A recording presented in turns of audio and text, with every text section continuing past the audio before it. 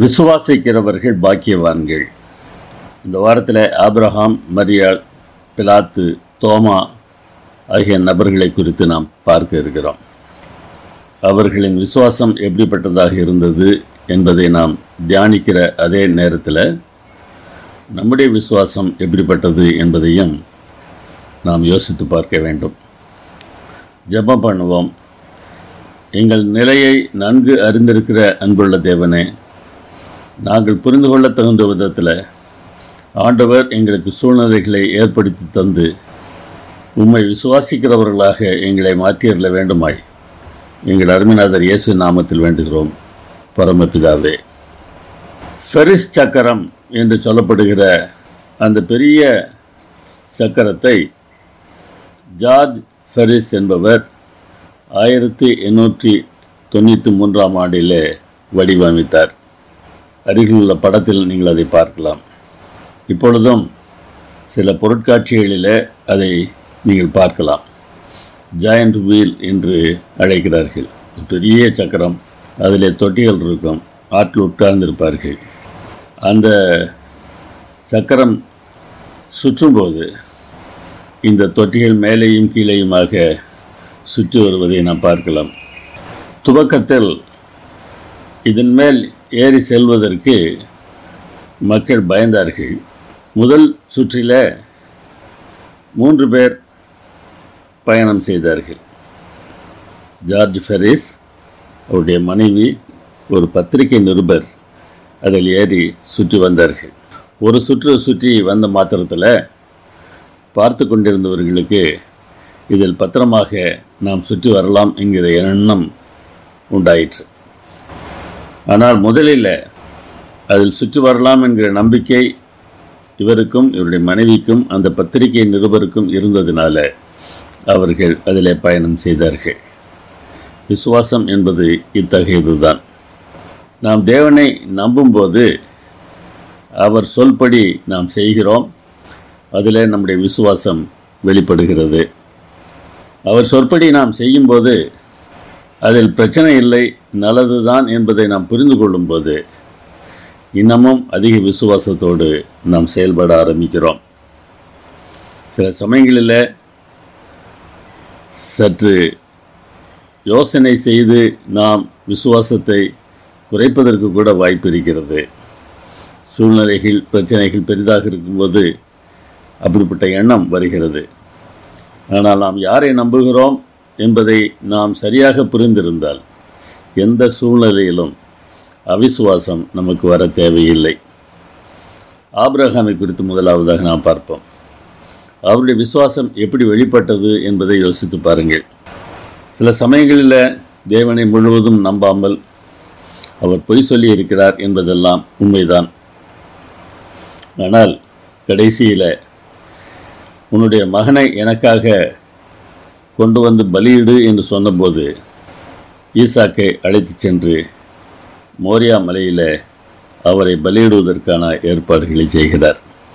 ஈசாக்கை பலியிடுவதற்காக தன்னுடைய கையை அவர் ஓங்கிய போது, பிள்ளையாண்டான் மேல் உன் கையை போடாதே, அவனுக்கு ஒன்றும் செய்யாதே, அவன் உன் ஏகசுதன் என்று பாராமல் எனக்காக நீ ஒப்பு கொடுத்தபடியினால் நீ தேவனுக்கு பயப்படுகிறவன் என்று அறிந்திருக்கிறேன் என்று சொல்கிறார். இதில் 2 கருத்துக்களை நாம் யோசிக்க வேண்டும். ஏகசுதன் என்கிற வார்த்தை வருகிறது. ஆபிரகாமுக்கு ஒரே ஒரு பிள்ளைதானா? அந்த சமயத்தில் ஈசாக்குக்கு மூத்தவனாகிய இஸ்மவேல் என்பவனும் இருந்தான். ஆனால் ஒரே பிள்ளை என்று சொல்கிறார். இந்த ஒரே பிள்ளை என்கிற வார்த்தையானது நாம் எழுத்தின் பிரகாரமாக அர்த்தம் காணாமல் ஞான அர்த்தம் பார்க்க வேண்டியது இருக்கிறது. ஒரு விசேஷித்த நோக்கத்தோடு கொடுக்கப்பட்ட ஒரு பிள்ளை. இந்த அர்த்தம் எப்பொழுதும் நம்முடைய மனதில் இருக்க வேண்டும். இயேசுவை ஒரே பேரானவர் என்று சொல்வது கூட அந்த அர்த்தத்தில் தான். நீ தேவனுக்கு பயப்படுகிறவன் என்று இப்பொழுது அறிந்திருக்கிறேன் என்று இந்த வசனம் சொல்கிறது. இது நடக்கவில்லை என்றால் ஆபிரகாம் தேவனுக்கு பயப்படுகிறவன் என்பது ஆண்டவருக்கு தெரியாதா? எல்லாம் அறிந்த ஆண்டவர் அவர். அவருக்கு தெரியாதது எதுவும் இல்லை. எனவே நீ தேவனுக்கு பயப்படுகிறவன் என்று இப்பொழுது அறிந்திருக்கிறேன் என்று அவர் சொல்கிற அந்த வார்த்தையானது அவருக்கு அப்பொழுதுதான் தெரியும் என்கிற அர்த்தத்தில் நாம் பார்க்காமல் பிரபஞ்சத்திற்கு அது வெளிப்படுகிறது என்று தான் நாம் அர்த்தம் பார்க்க வேண்டும். சில சமயங்களில் இவ்வாறு அர்த்தம் பார்ப்பது அவசியமானதாக இருக்கிறது.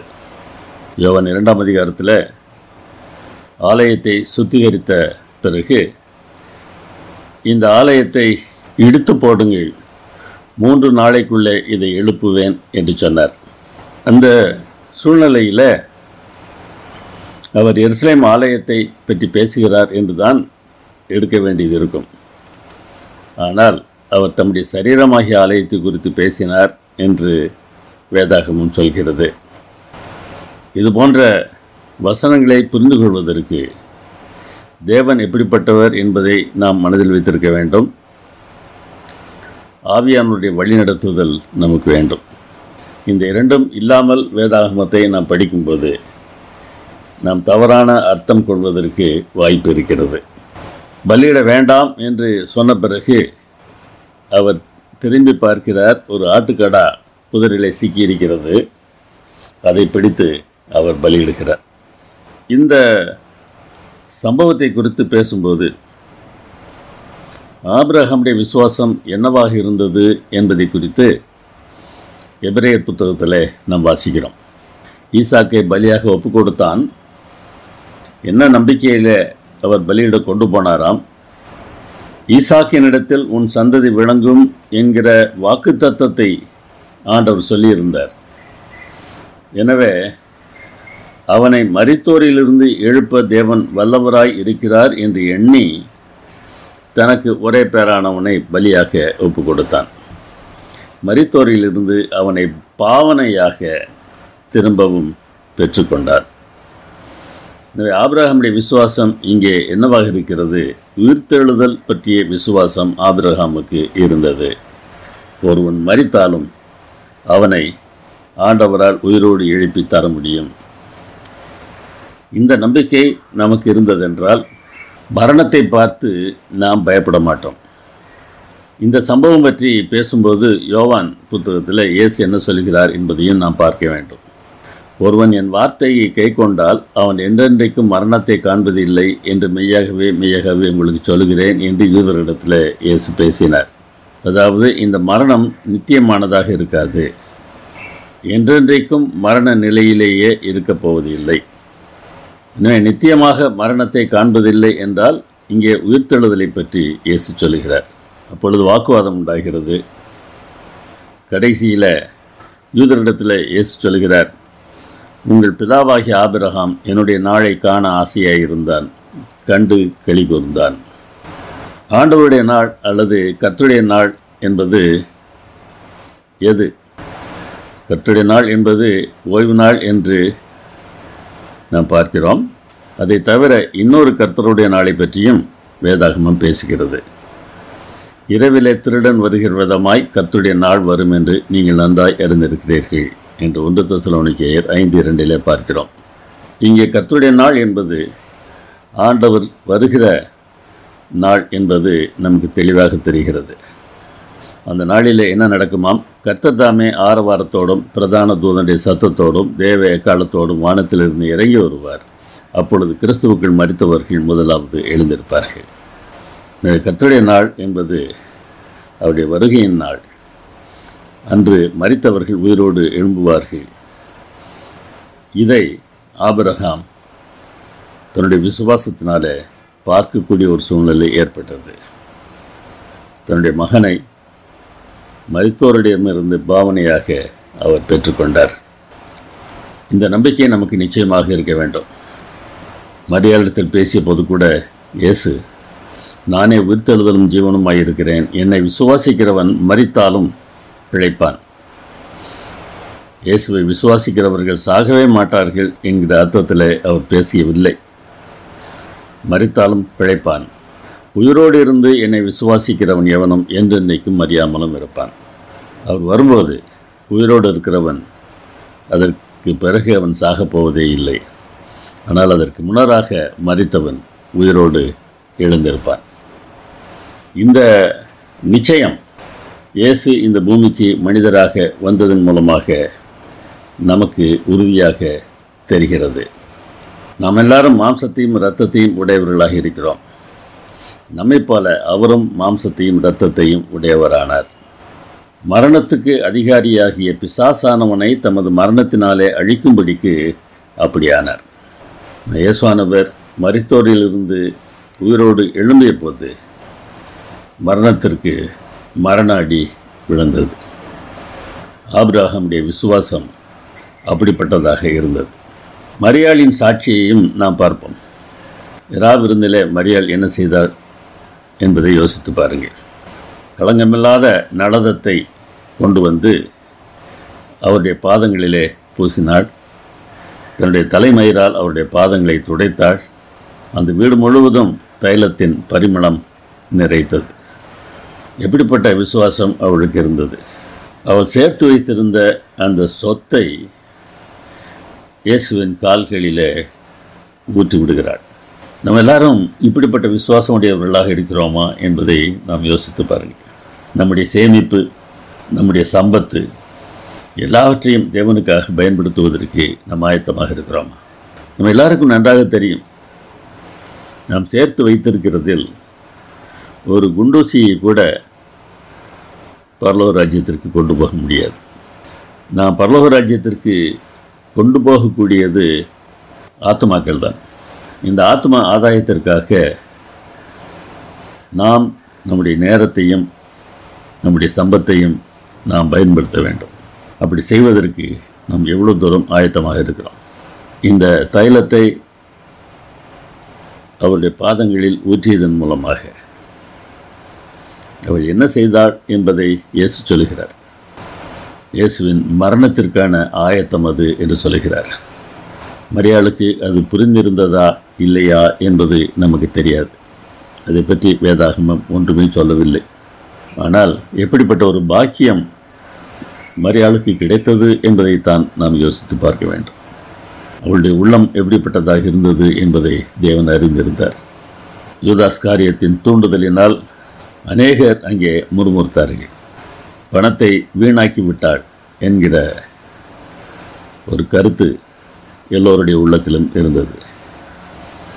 யூதாஸ் சொல்லுகிறான், இந்த தைலத்தை 300 பணத்துக்கு விற்று தரித்திரருக்கு கொடுக்காமல் போனது என்ன?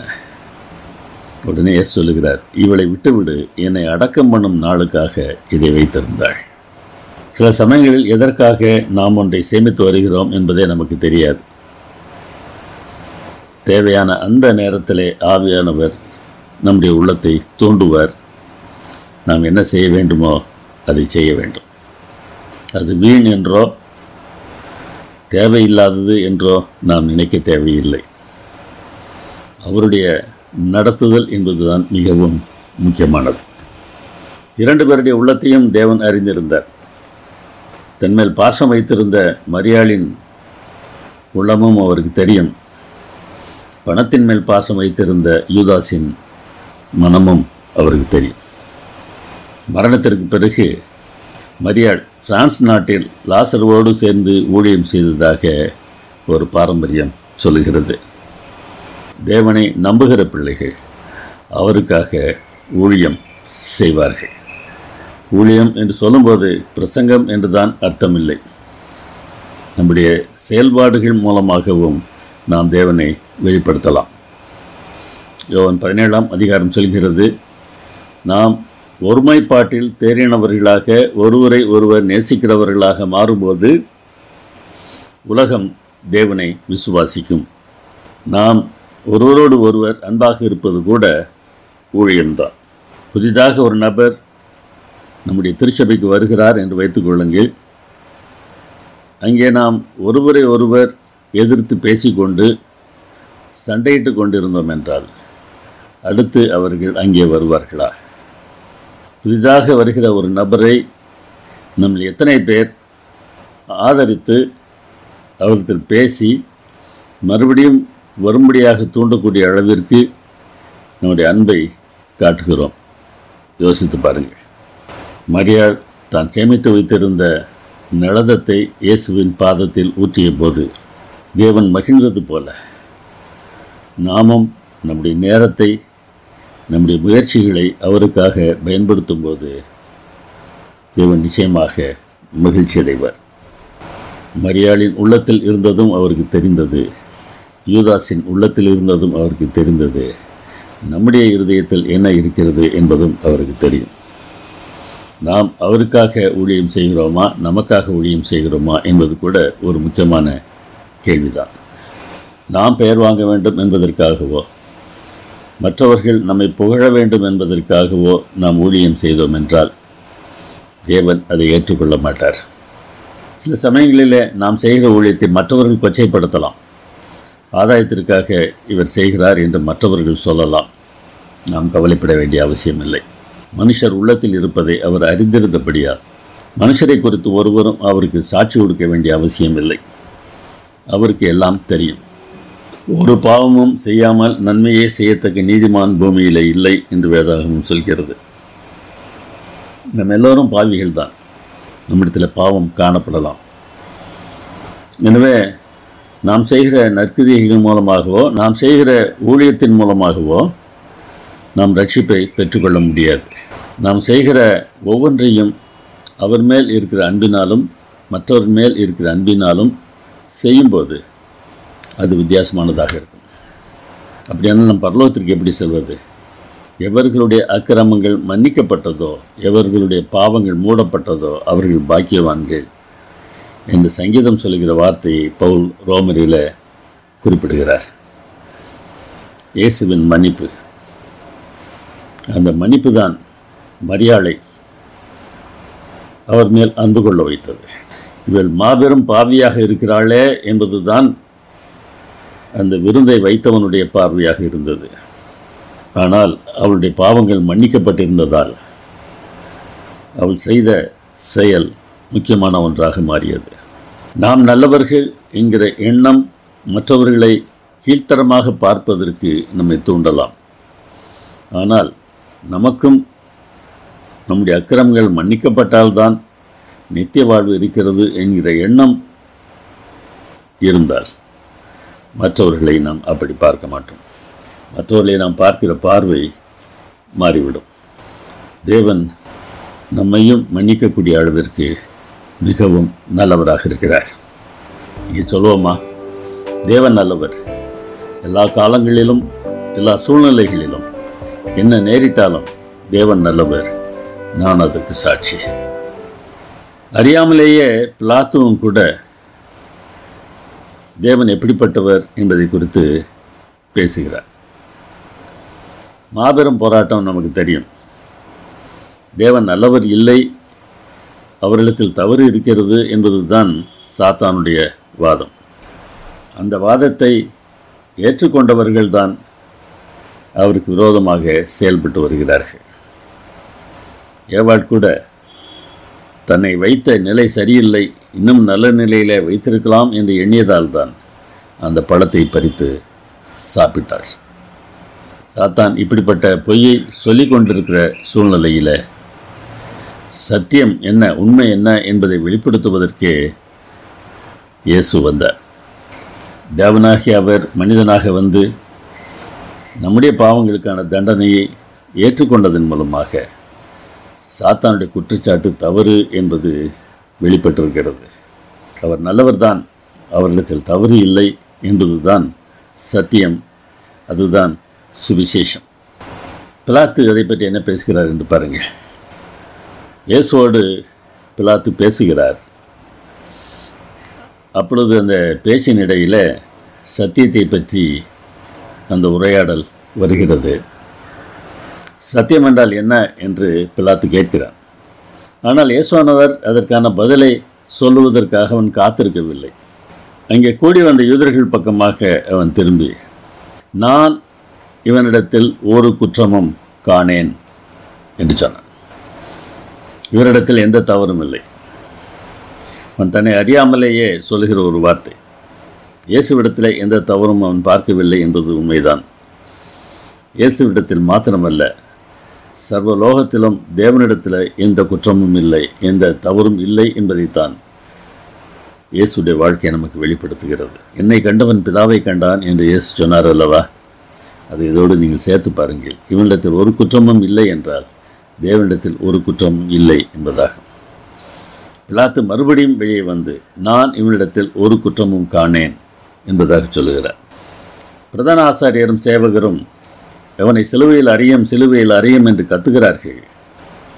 பிலாத்து, நீங்களே கொண்டு போய் சிலுவையில் அறியுங்கள், நான் இவனிடத்தில் ஒரு குற்றமும் காணேன் என்று மறுபடியும் சொல்லுகிறார். தேவனிடத்தில் எந்த குற்றமும் இல்லை என்பதுதான் சத்தியம். இயேசுவே சத்தியம் என்று அதனால்தான் வேதத்தில் நாம் வாசிக்கிறோம். இயேசுவின் வாழ்க்கையை பார்க்கும்போது அவரிடத்தில் எந்த குற்றத்தையும் நாம் பார்க்க முடியாது. தேவனும் அப்படிப்பட்டவராக இருக்கிறார். நம்முடைய வாழ்க்கையிலே அவர் செயல்படுகிற சில சூழ்நிலைகளில் அவர் நமக்கு நன்மை செய்யாதது போல நமக்கு தெரியலாம். அதனால் தேவனிடம் கோபப்படுகிறவர்களும் உண்டு. ஆனால் அப்படி இல்லை. தேவன் நல்லவர்தான் என்பதுதான் நம்முடைய வாழ்க்கையின் மூலமாக நாம் வெளிப்படுத்த வேண்டும். நமக்கு என்ன கஷ்டங்கள் வந்தாலும், என்ன சூழ்நிலைகள் வந்தாலும், அவர் நல்லவர் என்று சொல்வதில் நாம் உறுதியாக இருக்க வேண்டும். ஒவ்வொரு மனிதனுக்கும் வாழ்க்கையில் தேவன் நல்லவர்தானா என்று கேட்கக்கூடிய ஒரு சூழ்நிலை வரலாம். யோவான் ஸ்நானனை குறித்து நாம் பார்த்தோம் அல்லவா? வருகிறவர் நீர்தானா அல்லது இன்னொருவர் வர காத்திருக்க வேண்டுமா என்று அவர் கேட்டதற்கு காரணம் என்ன? சிறைச்சாலையிலிருந்து அவரை இயேசு விடுதலை செய்யவில்லை. நமக்கும் சில சூழ்நிலைகளிலிருந்து தேவன் நம்மை விடுதலை செய்யவில்லை என்கிற எண்ணம் வரும்போது நாம் நம்புகிற நம்பிக்கை சரிதானா என்கிற கேள்வி எழும்புகிறது. ஆனால் அவரை நம்புவதில் நாம் உறுதியாக இருக்க வேண்டும். இன்னொன்றையும் பிலாத்து கற்றுக்கொள்கிறான். நாமும் கற்றுக்கொள்ள வேண்டிய உண்மை அதுதான். இயேசுவிடத்தில் அவன் கேட்கிறான், நீ என்னோட பேசுகிறது இல்லையா? உன்னை சிலுவையில் அறைய எனக்கு அதிகாரம் உண்டு, உன்னை விடுதலை பண்ணவும் எனக்கு அதிகாரம் உண்டு, இது உனக்கு தெரியாதா? ஏன் பேச மறுக்கிறாய் என்று கேட்கிறான். இயேசு அப்பொழுது சொல்கிறார், பரத்திலிருந்து உமக்கு கொடுக்கப்படாதிருந்தால் என்மேல் உமக்கு ஒரு அதிகாரமும் இராது.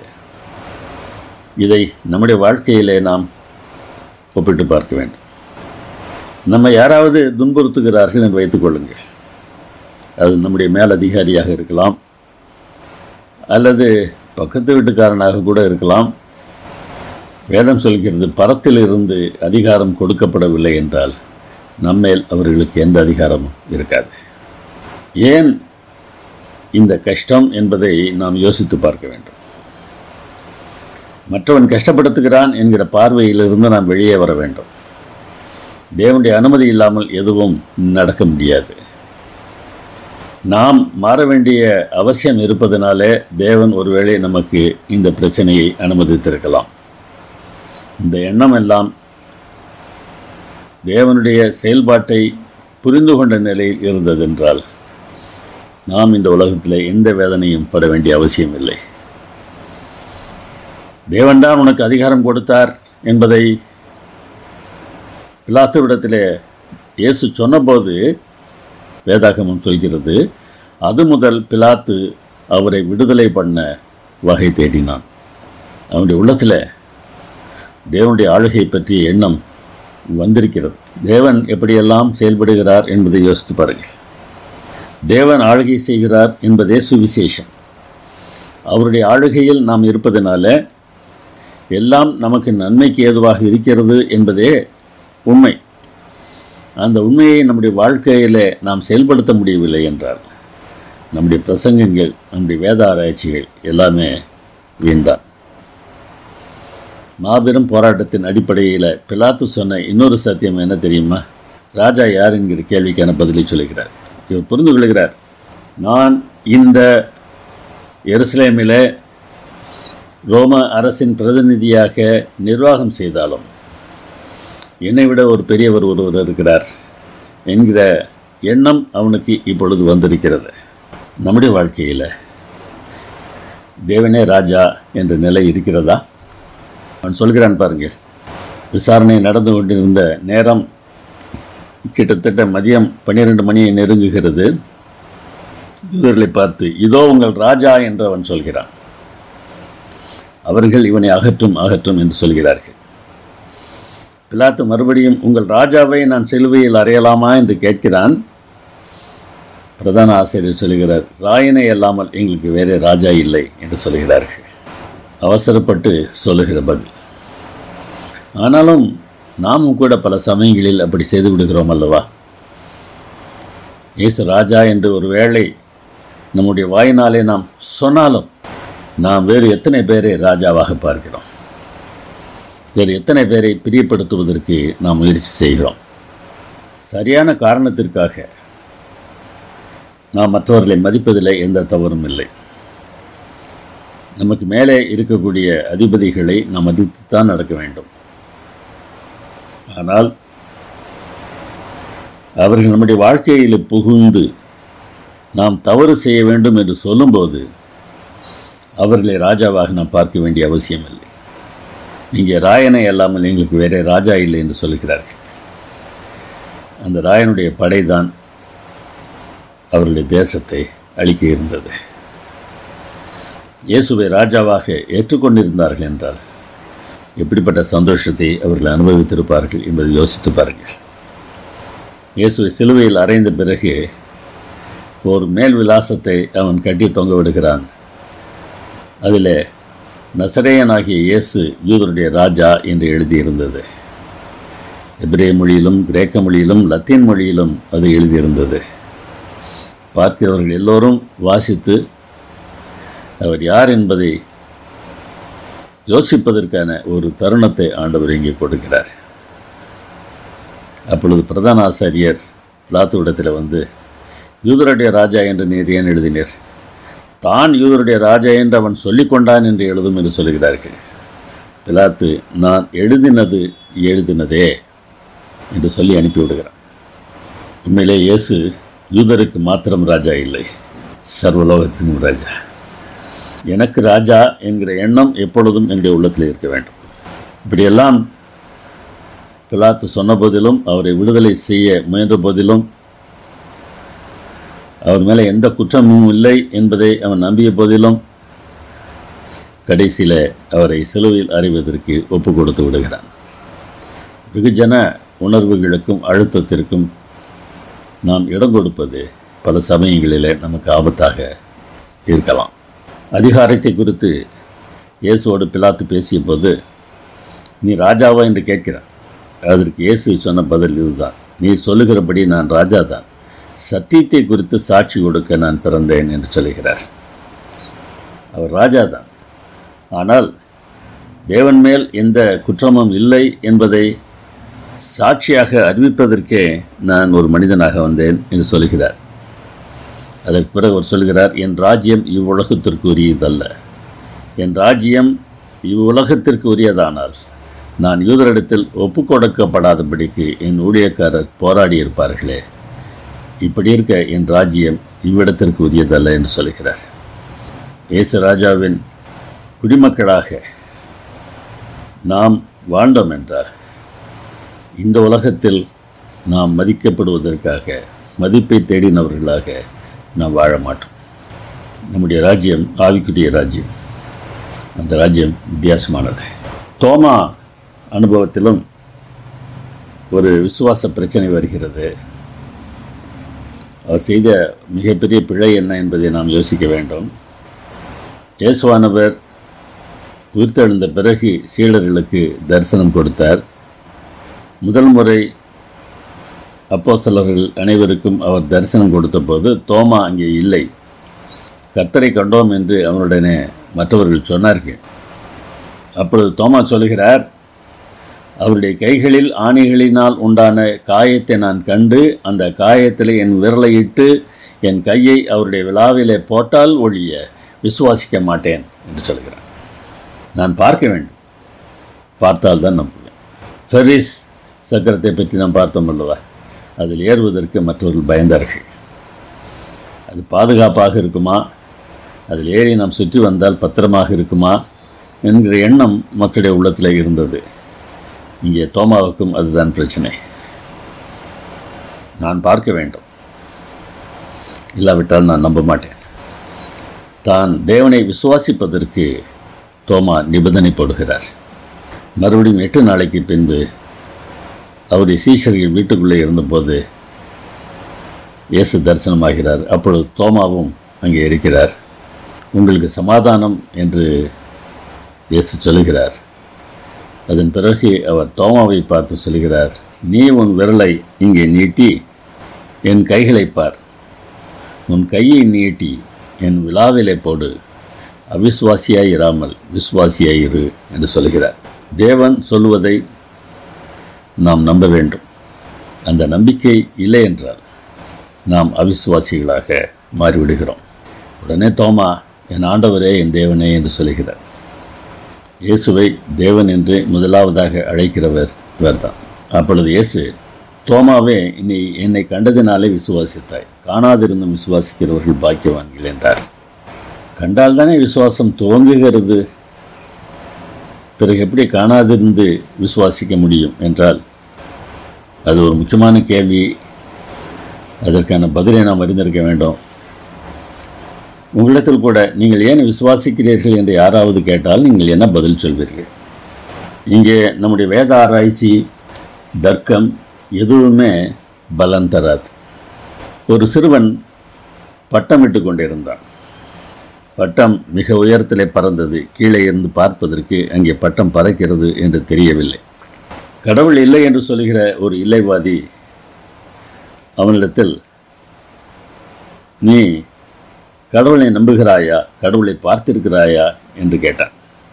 நான் பார்த்ததில்லை, ஆனால் அவரை நம்புகிறேன் என்று அந்த பையன் பதில் சொன்னான். பார்க்காத ஒன்றை நீ எப்படி நம்புகிறாய் என்று அந்த இல்லைவாதி கேட்டபோது அந்த பட்டத்தின் கயிற்றை அந்த நபர் கையில் கொடுத்தான்.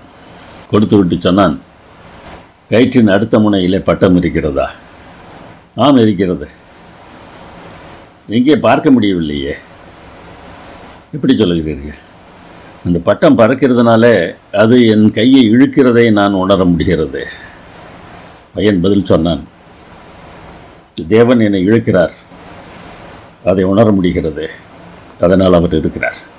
வெளிப்படையான எந்த ஆதாரங்களும் எந்த வேதவசனமும் மனிதனை மாற்ற முடியாது.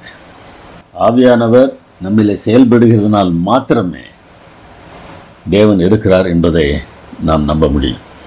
அவரை பார்க்க முடியாவிட்டாலும் நம்முடைய இருதயம் அவர்பால் ஈர்க்கப்படுகிறது.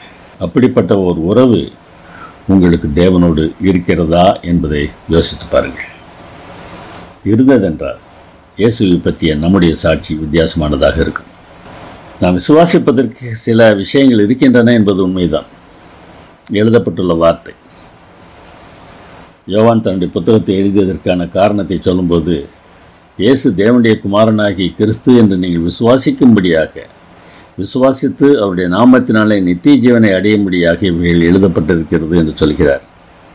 எனவே இந்த வசனங்களை வாசிக்கும்போது அவர் மேல் நமக்கு நம்பிக்கை வருவதற்கான வாய்ப்பு இருக்கிறது. தீர்க்க தரிசனங்களுடைய நிறைவேறுதல்கள். எருசலேம் ஆலயத்தை பார்த்து இயேசு சொன்னார், ஒரு கல்லின் மேல் ஒரு கல்லிராதபடிக்கு இவையெல்லாம் இடிக்கப்பட்டு போகும் என்று சொன்னார். அதுவும் நடந்தது. இது போன்றவையெல்லாம் தேவன் மேல் நாம் விசுவாசம் வைப்பதற்கு உதவுகின்றன என்பது உண்மைதான். ஆனால் இவை இல்லாமலும் பலர் இயேசுவை நம்பியிருக்கிறார்கள். கடந்த 2 நூற்றாண்டுகளாகத்தான் வேதாகமம் விசுவாசிகள் கையில் இருக்கிறது. அதற்கு முன்னால் வேதாகமம் இல்லாத காலத்தில் அவர்கள் எப்படி இயேசுவை விசுவாசித்தார்கள்? ஆபிரகாமுடைய அனுபவத்தை பாருங்களேன். கர்த்தருடைய வார்த்தை ஆபிரகாமுக்கு தரிசனத்திலே உண்டாகினது. கர்த்தருடைய வார்த்தை என்பது எழுதப்பட்டிருக்கிற வார்த்தையாகத்தான் இருக்க வேண்டும் என்ற அவசியம் இல்லை. தரிசனத்தில் வருகிற வார்த்தையாக கூட இருக்கலாம், மனதிலே தோன்றுகிற வார்த்தையாக கூட இருக்கலாம். தேவன் ஏதாவது ஒரு விதத்தில் ஒவ்வொரு மனிதனோடும் போராடி வருகிறார் என்பதை தான் வேதாகமம் சொல்கிறது. ஏனென்றால் எல்லா மனிதர்களும் ரட்சிக்கப்பட வேண்டும் என்று அவர் ஆர்வம் உள்ளவராக இருக்கிறார். பழைய ஏற்பாட்டு காலத்தில் யூதர்களை மாத்திரம்தான் ஆண்டவர் ரட்சித்தார். புதிய ஏற்பாட்டு காலத்தில் எல்லோரையும் ரட்சிக்கிறார் என்று சொல்வதே தேவனை பற்றி சொல்கிற ஒரு குறைதான். எல்லா மக்களுக்கும் தேவனை பற்றி உண்மை வெளிப்படவில்லை என்றால் அதற்கு யாரை காரணமாக சொல்வோம்? நான் பழைய ஏற்பாட்டு காலத்தில் இருக்கிறேன் என்று வைத்துக் கொள்ளுங்கள். நான் இந்தியாவில் பிறந்திருக்கிறேன். நான் இந்தியனாக பிறந்தது என்னுடைய குற்றமா? நான் ஏன் இஸ்ரேலில் பிறந்திருக்கக்கூடாது? இஸ்ரவேலில் பிறந்திருந்தால் நான் தேவனுடைய பிள்ளை என்று அழைக்கப்பட்டிருப்பேனே. இந்தியாவில் பிறந்ததுனால அந்த வாய்ப்பு எனக்கு இல்லாமல் போய்விட்டது. அதற்கு யார் காரணம்? மறைமுகமாக தேவனை நாம் குற்றம் சாட்டுகிறோம். இஸ்ரவேல் தேசம் ஊழியத்திற்காக அழைக்கப்பட்டதை தவிர ரட்சிப்புக்காக அழைக்கப்பட்டது அல்ல. ஆனால் அவர்கள் தாங்கள் மாத்திரம் அதை வைத்துக்கொண்டு இருந்து விட்டார்கள். நாமும் கூட ஊழியத்திற்காகத்தான் அழைக்கப்பட்டிருக்கிறோம். நமக்கு தேவன் வெளிப்படுத்தி இருக்கிற மேலான உண்மைகளை நாம் அறிந்திருப்பதனால நாம் மிகவும் சிறந்தவர்கள் என்று சொல்லிக்கொள்வதற்கு எந்த வாய்ப்புமே இல்லை. கர்த்தருடைய வார்த்தை ஆபிரகாமுக்கு வெளிப்பட்ட போது அதை நம்புவதற்கு ஏதுவில்லாத சூழ்நிலையிலும் அவர் அதை நம்பினார். அதை அவர் அவனுக்கு நீதியாக எண்ணினார் என்று ஆதியாகமம் 15:6 சொல்கிறது. நம்முடைய வாழ்க்கையில் உள்ள கர்த்தர் நம்மிடத்தில் பேசுவார். அந்த அமைதியான சத்தம் நமக்கு என்ன சொல்கிறதோ அதை நம்பி நாம் செயல்பட்டால் தேவன் மிகுந்த மகிழ்ச்சி அடைவார். அப்படி நம்புவதற்கு ஆயத்தமாக இருக்கிறோம். இந்த அமைதியான சத்தத்தை நம்முடைய உள்ளத்திலே தொனிக்க செய்வது பரிசுத்த ஆவியானவருடைய வேலை. அவர் தான் அதை செய்து வருகிறார். எபேசியர் 1:13 பாருங்கள்.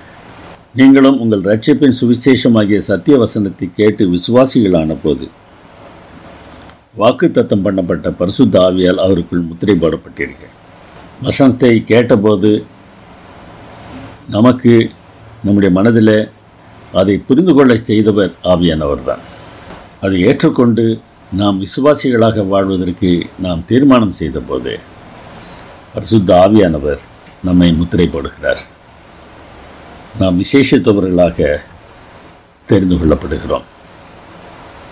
ஆவியானவர் நம்மோடு கூட இருந்து நாம் தேவனுடைய பிள்ளை என்பதற்கு சாட்சி கொடுத்து வருகிறார். அந்த உணர்வு நமக்கு இருக்கும் என்றால் நாம் சந்தோஷமாக இருக்கலாம். என்ன நேர்ந்தாலும் என் ஆண்டவர் என்னோடு இருக்கிறார் என்கிற எண்ணம் எனக்கு மிகுந்த மகிழ்ச்சியை தர வேண்டும். இந்த படத்தில் இருப்பவருடைய பெயர் ரோவல்ட் அமன்சன். பூமியின் தென்துருவம் வடதுருவம் ஆகிய பகுதிகளுக்கெல்லாம் சென்றவர் ஆராய்ச்சியாளர். பூமியின் காந்த புலத்தை பற்றி பேசினவர். வடதுருவத்திற்கு இவர் சென்றபோது ஒரு புறாவை கொண்டு சென்றார். அவர் சென்று வெகு நாட்களாகியது.